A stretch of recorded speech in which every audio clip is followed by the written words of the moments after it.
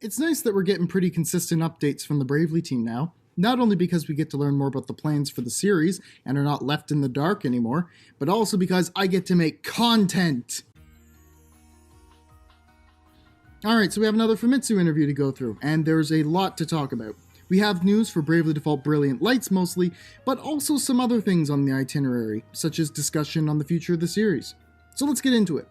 Right after you hit like and subscribe. We just hit 3K, thanks for that by the way. Let's keep the train a-rolling.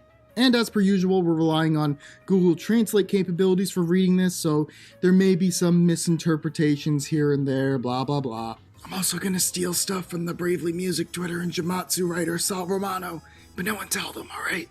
So the big thing that kicked this whole interview off is the beginning of pre-registration for Brilliant Lights in Japan. Now I know I didn't really make an analysis video on Brilliant Lights, but I feel like most of what I'd say in that video I already covered during the initial reveal, plus what I'm going to cover today, so here's the analysis. The plot summary is as follows.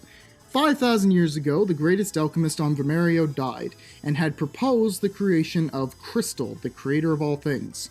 The light of this crystal still has not shined upon Vermerio, resulting in the world slowly becoming a wasteland called the Blood Sands.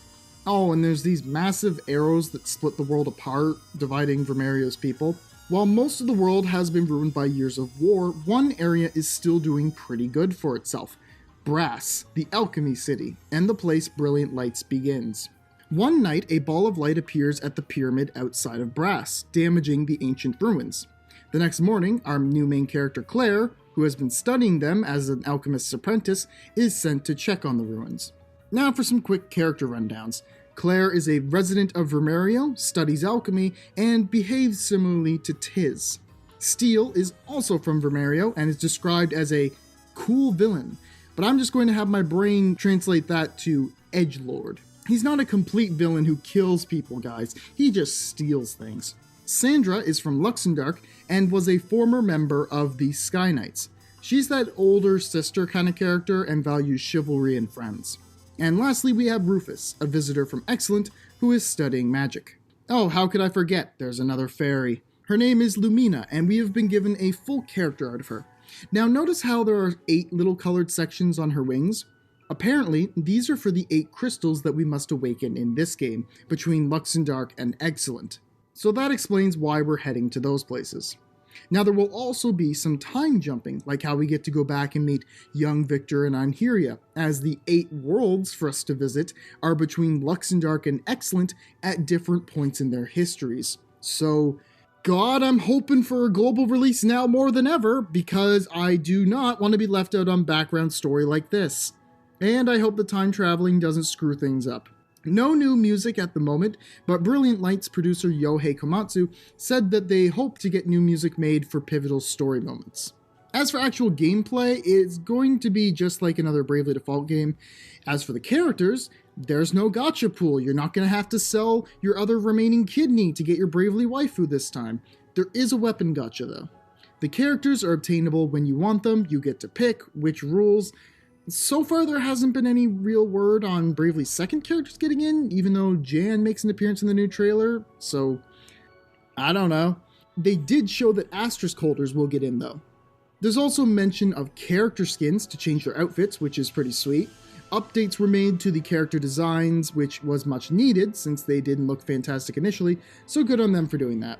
There were also notes about how Brilliant Lights started production in parallel to Bravely Default 2, how Fairy's Effect, Bravely Archive, and Praying Braj led to the development of 2, and some other minor development stuff.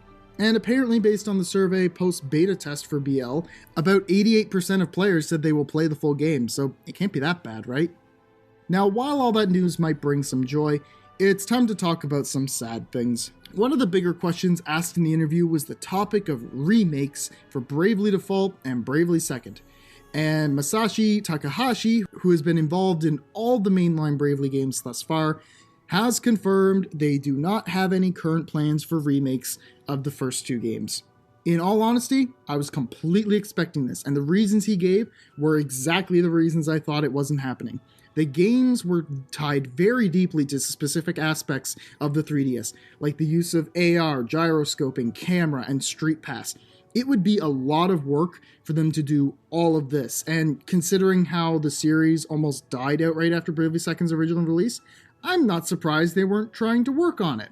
So while I'm sad about the whole situation, I'm not really disappointed because I knew better than to expect remakes.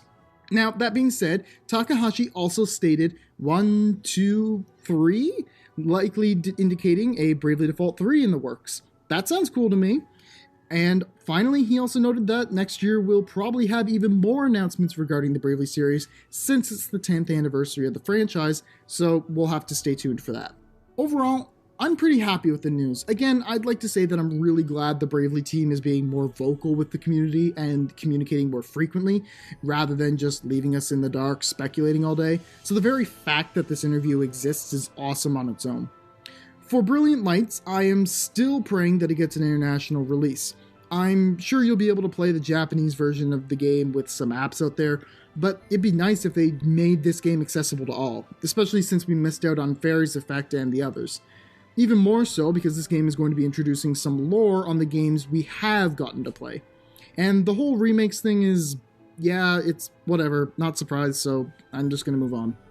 But what did you guys think of the news? Are you satisfied and also praying for Brilliant Lights to escape the confines of Japan, or are you busy gamer raging? Let me know in the comments below, or just roll your forehead over the keyboard if you're the latter.